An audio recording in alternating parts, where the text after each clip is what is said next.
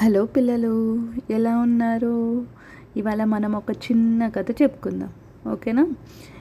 రాము స్వాతి ఇద్దరు ఒకే పాఠశాలలో చదువుతున్నారు. మంచి స్నేహితులు కూడా. రాము కొంచెం అల్లరి, స్వాతి మాత్రం చాలా బుద్ధిమంతురాలు.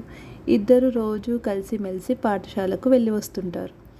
రాము పక్క వాళ్ళ పనులు చెడగొట్టి ఆనందం పొందుతుండేవాడు. అలా చేయకూడదని స్వాతి చెప్పినా వినడు. ఓ రోజు పాఠశాలలో పిల్లలందరూ మొక్కలు నాటుతున్నారు. ఎవరి మొక్క వాళ్ళు నాటే పనిలో ఉండగా రాము చకచకా తన మొక్కను నాటేశాడు. మిగతా పిల్లలు అటు ఇటు చూస్తున్నప్పుడు వారి మొక్కలు పీకేసి నవ్వడం మొదలుపెట్టాడు. స్వాతి అదంతా చూసింది. రామును మంచిగా మార్చాలని అనుకుంది.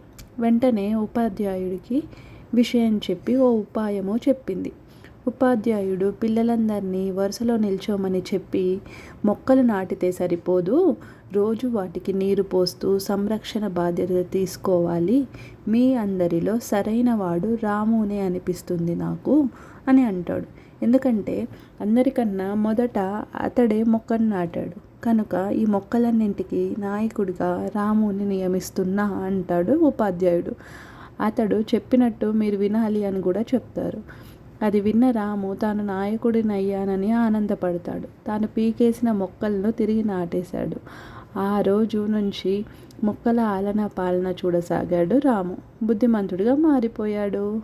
బాగుందా పిల్లలు కథ? Good night.